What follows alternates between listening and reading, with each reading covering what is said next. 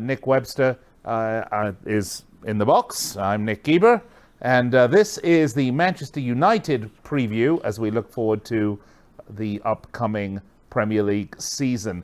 Nick Webster, if Jose Mourinho isn't moaning up a storm, it's just not a good year, is it? No, he's quite an interesting character, but I was a big fan of Jose Mourinho for the longest time, but his act's wearing a bit thin now, and he's not winning the big prizes, and of course the big prizes are league titles and European Cups. He's not won a league title since Madrid in, I believe, 2012. He's not won the Champions League since 2010. So it's been a bit lean for Mourinho. Yes, he can point to the Europa League and the League Cup with United, but when you're dealing with Manchester United, you're not dealing with a second-tier team. You're dealing with a top-tier team that needs to be winning. As you mentioned, since 2009, they haven't won a Premier League title, and they haven't won the Champions League since 2008. So a lot of work for Mourinho. He's got to start developing players instead of knocking them down, I believe.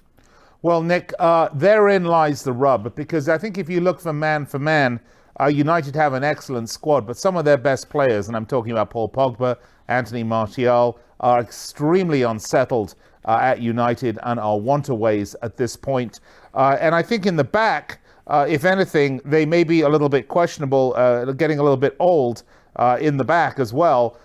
But for Jose Mourinho, I would suggest, Nick, that the pressure is on.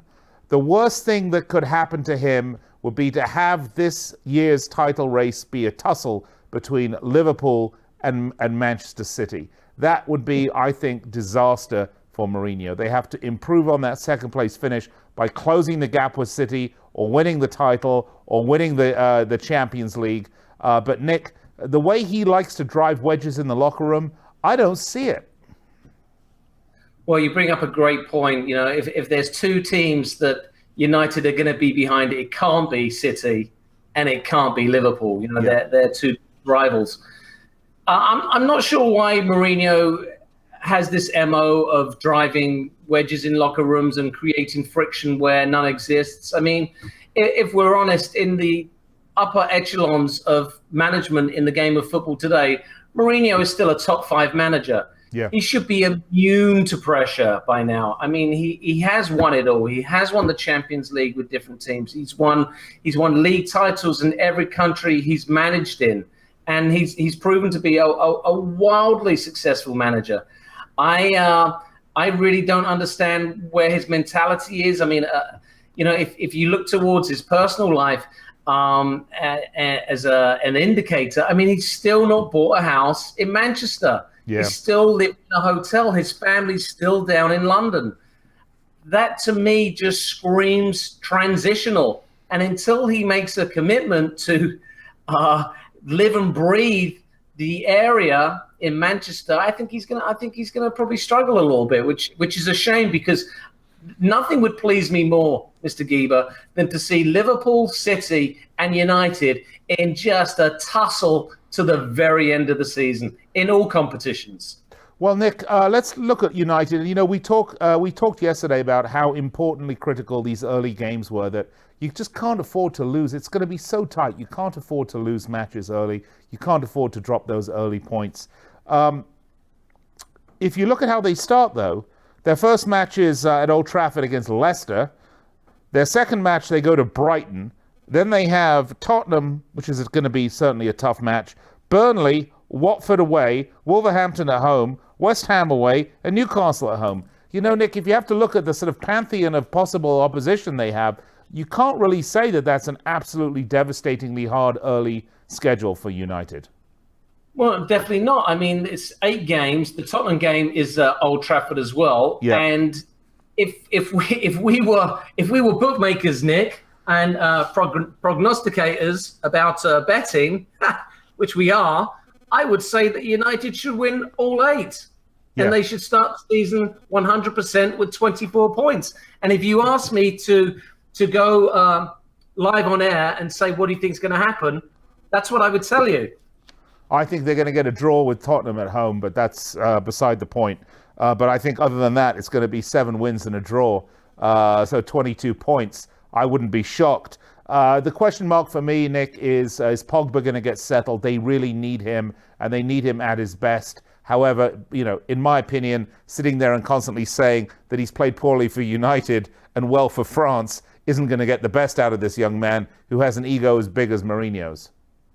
Yeah, I mean, the Paul Pogba situation at United is laughable anyway. The fact that they let him go for a couple of sandwiches to Juventus, back in 2012, and then bought him back for £90 million, 4 years later. I mean, if that is not bad management, I don't know what is. And who gets held accountable for that, Nick?